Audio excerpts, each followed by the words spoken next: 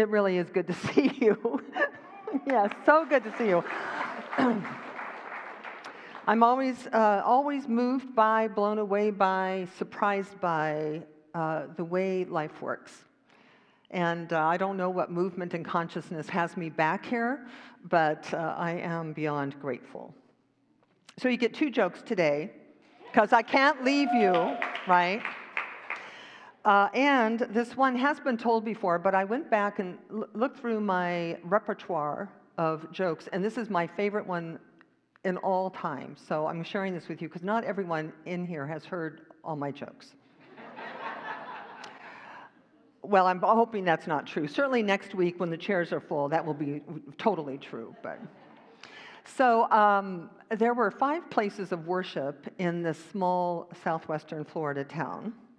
And all of them were being overrun by squirrels, all of them. Squirrels everywhere. They were creating so much mischief. So all of them, in their own way, had to figure out what to do about these squirrels. So the Presbyterian Church decided, after much prayer and meditation, that the squirrels were destined by God to be there as much as anything else, so they just let them be. The Baptist Church, the squirrels had taken up residency in the baptisteries, so they decided to cover it, and knowing that the squirrels would drown. But those pesky squirrels knew just how to chew their way out of whatever was covering them, and there were more than ever because they discovered they had a swimming pool. The Methodist Church got together and decided they were not able to harm any living thing, so they safe-trapped them, took them somewhere 3 miles away, and a week later, everyone they trapped and took away came back with all the squirrels that lived 3 miles away. Now, the Catholic Church had a brilliant idea in that they made all the squirrels members. So now they only saw the squirrels on Easter, Christmas, Palm Sunday, and Ash Wednesday. And they decided they could live with that. But nobody had really heard from the synagogue, but then they got word that the synagogue captured one very special squirrel and performed a very special celebration with it called a circumcision, and every single squirrel left the property and never came back.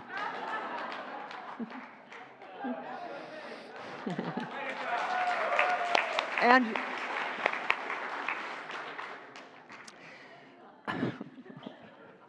so we're going to talk about love. Have you gotten the theme for today? Love, the theme for today, because I don't know what else to do personally other than talk about love endlessly. I can't watch the news. I can't listen to the gossip. I don't know what else to do other than to keep talking about truth and to keep talking about love. And so you are my captive audience, so you're going to talk about love too. That's just what we're going to do today. You know, Unity is a faith-based philosophy, faith, and way of life that believes in love, right? Do we believe in love?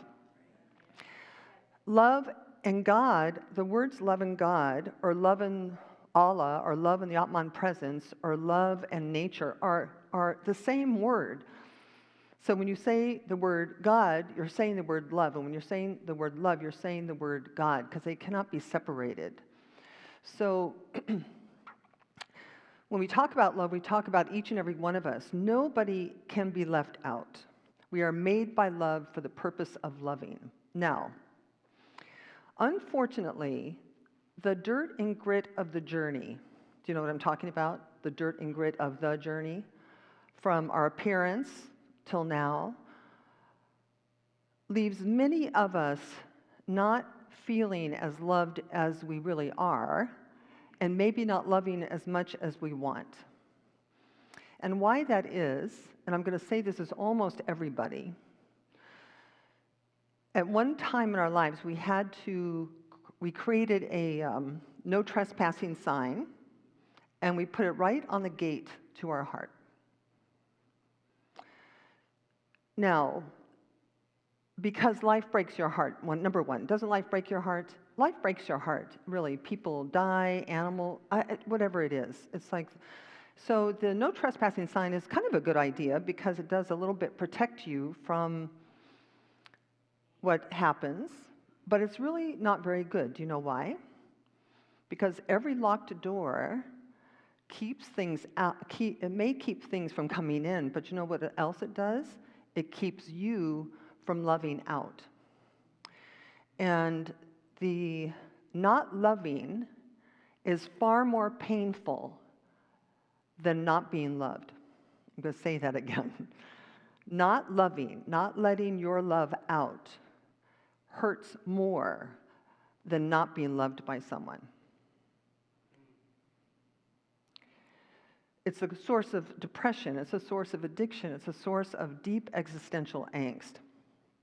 So I had this wonderful experience. I don't know that I've ever really shared this with anyone in exactly this way, but I remember in my early 40s, I was in California. I was in a service somewhat like this, and there was a guided meditation, and the facilitator of the guided meditation had everyone conjure up in their mind's eye a spiritual symbol.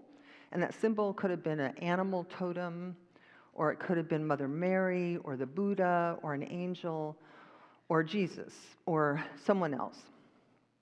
And she also asked us to put ourselves in the presence of that spiritual symbol at whatever age we wanted to put ourselves in its presence.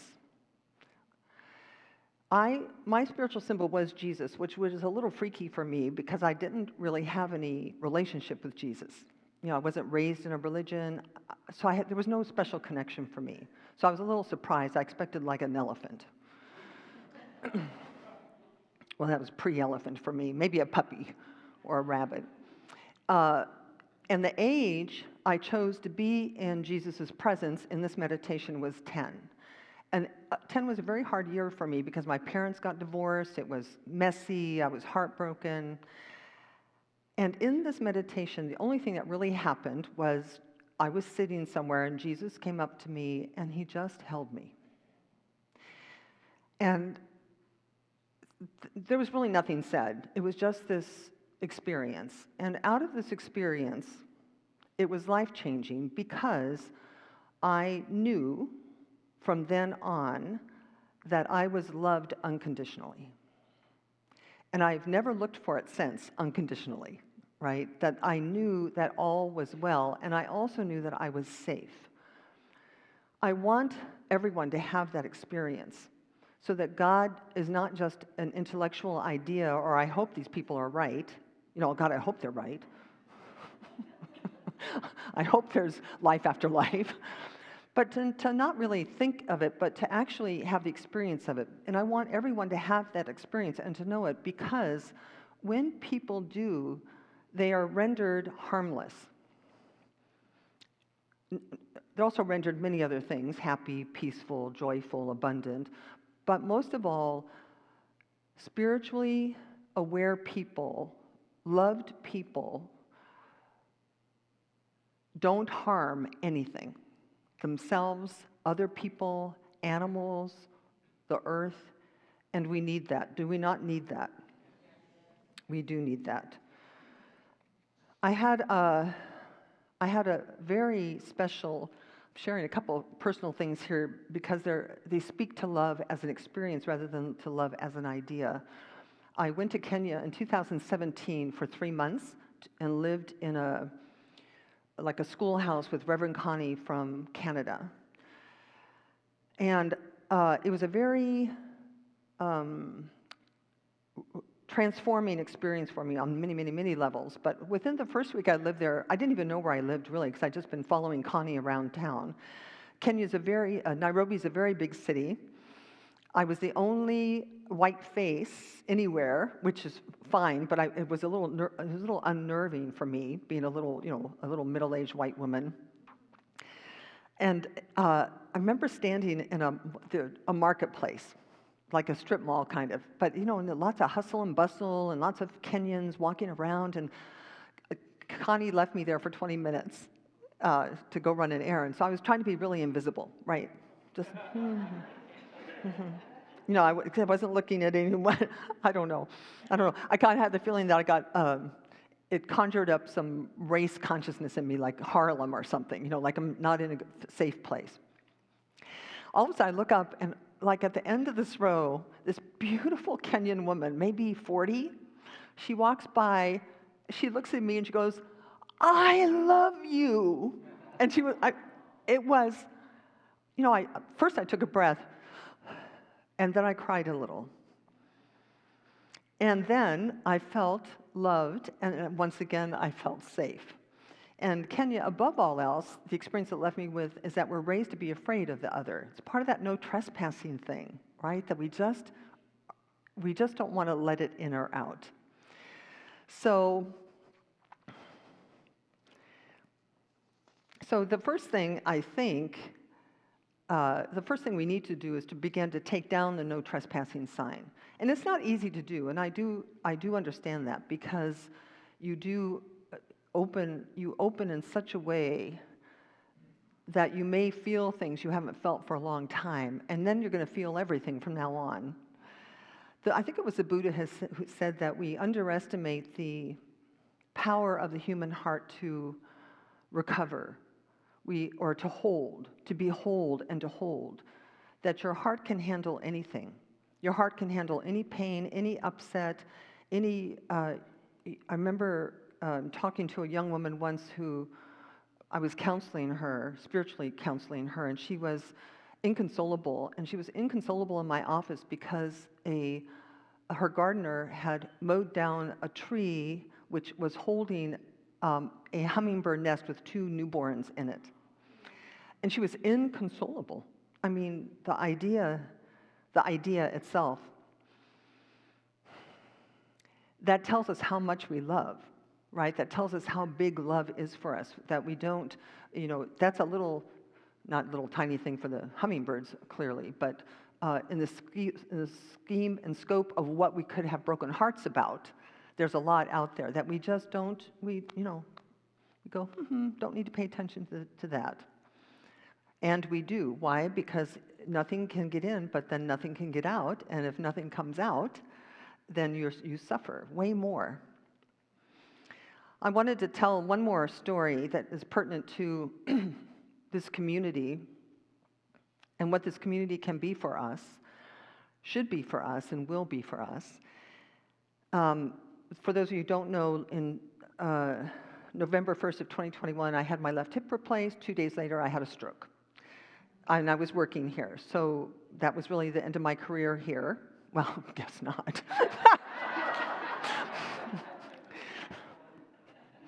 I guess not. But it felt like it at the time, right? So at the time, I was home. I couldn't walk. I was on a walker. I couldn't see because my stroke affected my vision. And I was alone. My sisters were there for the first 3 weeks, but then they left.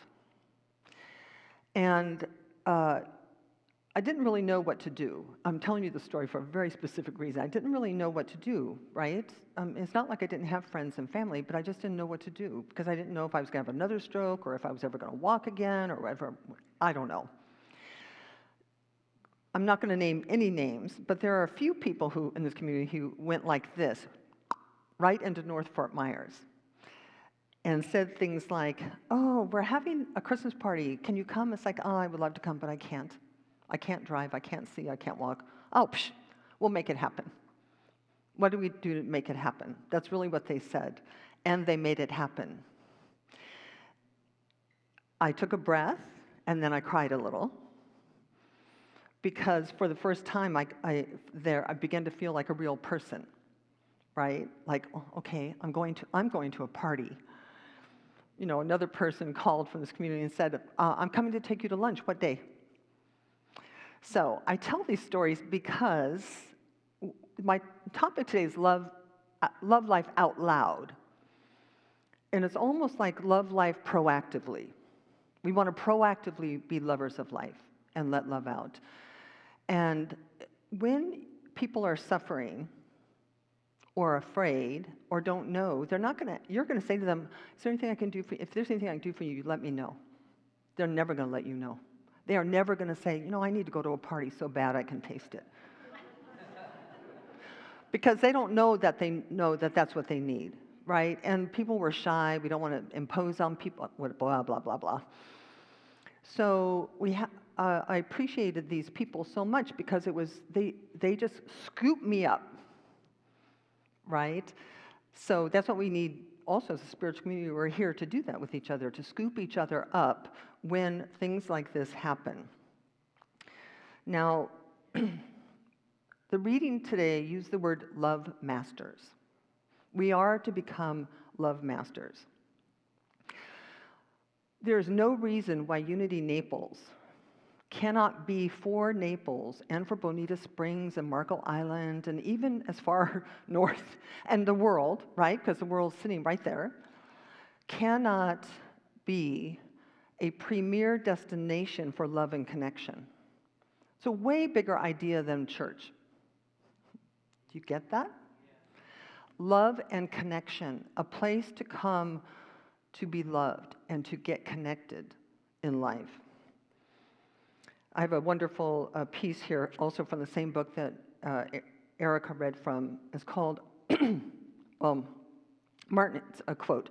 Martin Luther King Jr. described some people as being thermometers and some people as being thermostats, which is to say that there are those who give a reading as to what is going on, while others set the temperature. It's good, right? I wish I'd said it. He says, you are here to set the temperature, to impute the vibration that changes the atmosphere you inhabit. Raise the volume and love out loud in such a way that your character informs your experience in this world. Take your cues from your internal guidance of spirit, not from the external values of a world gone mad. Right, because the world will tell you to be afraid. Really, be afraid of people, be afraid of situations, be afraid of weather, be afraid of eye drops. That was my favorite recent one, right? Like one person died of eye drops, and it made Fox News, and now everybody's afraid to buy eye drops. Am I the only one? No. He closes with if you do this, you will reset the temperature to one that honors the dignity of being and contributes to world citizenry.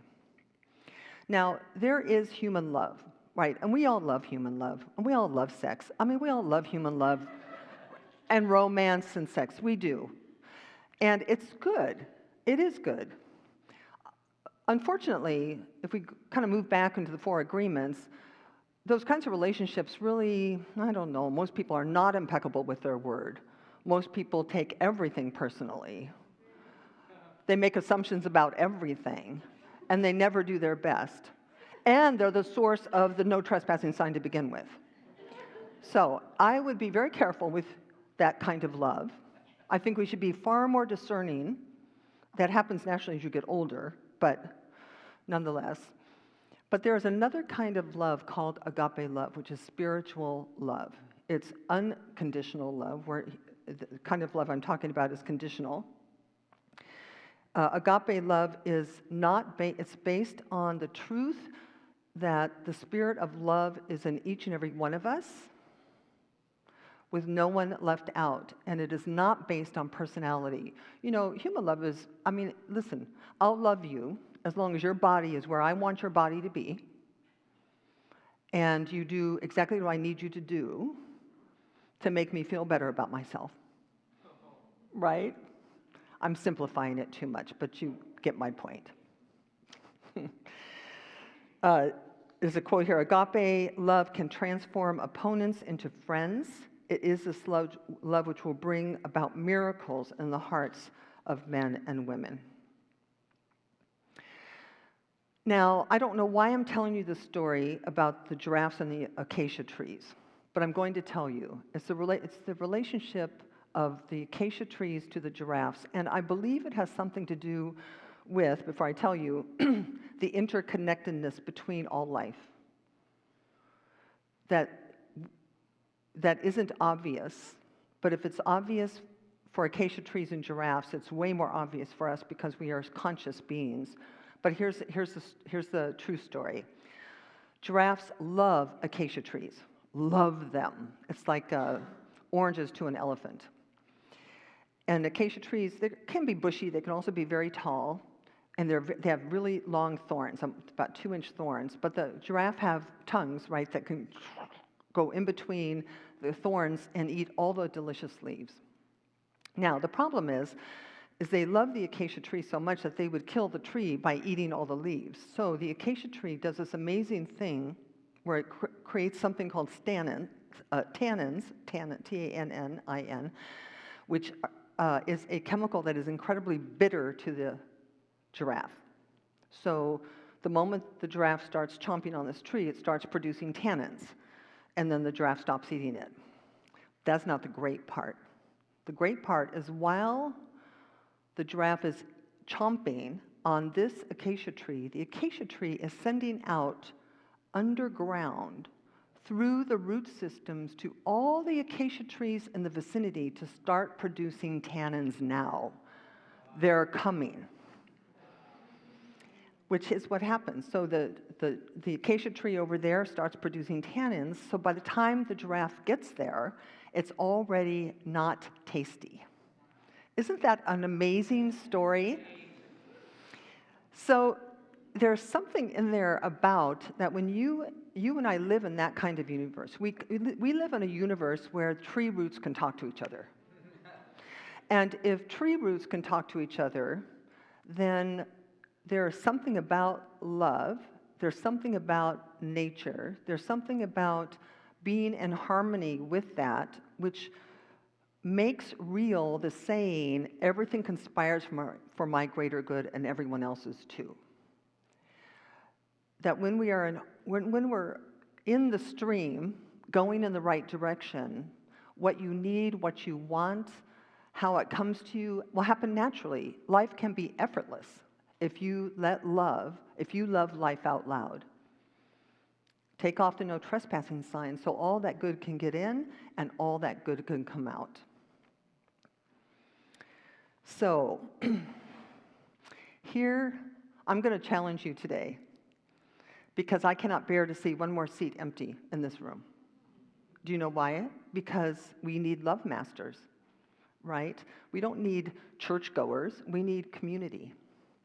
So, my goal, my commitment, my intention, my bodacious desire is this.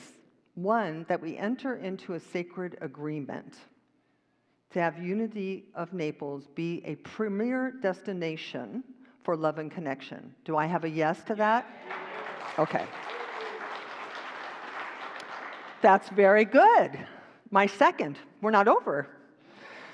We all agree to proactively lean into each other with love, that we say it, we speak it, we write it, we pray it, we dance it. We let what comes from us be loving. Do you say yes to that? Yes. Okay. And don't wait for the other person. Did I tell you? I tell you. Erica comes up to me this morning and she looks at me, she goes, just let me see your face. Let me look at your face. It's like, she goes, I love you. It's like, I took a breath and then I cried a little. Ernest Holmes said, number 3, here's the big one. Here's the third agreement we're making.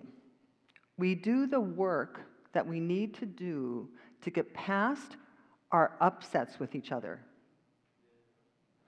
Because there will be, listen, you cannot get more than 2 people together without an upset. You know, you get 500 people together, growing spiritually, trying to let go of their crap and step into a more loving way of being, and there's going to be stuff that comes up.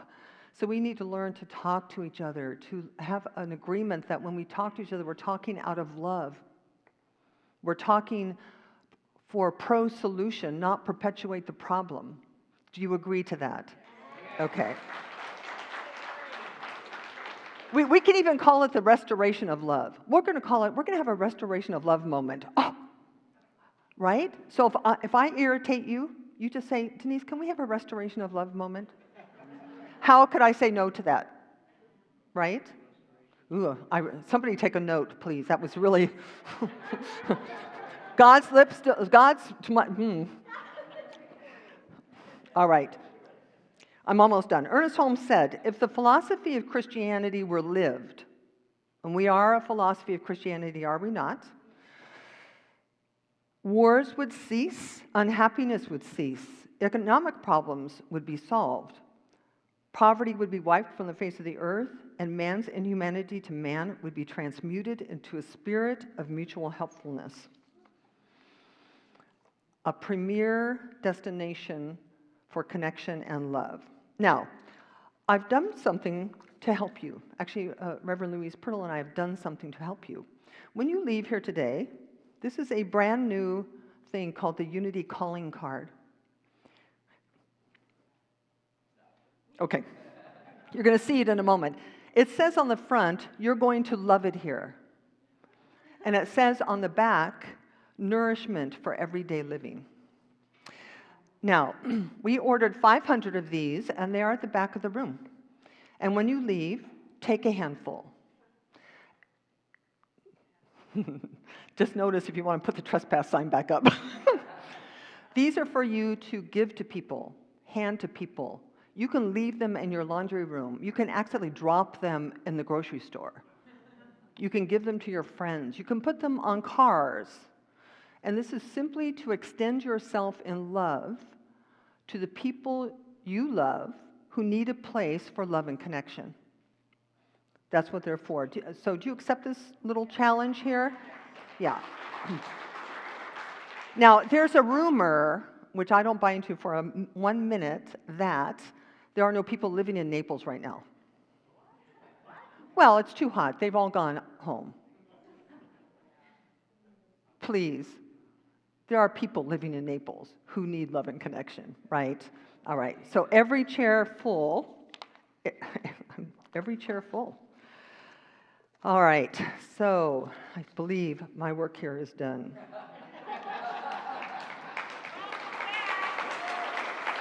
Thank you. Thank you.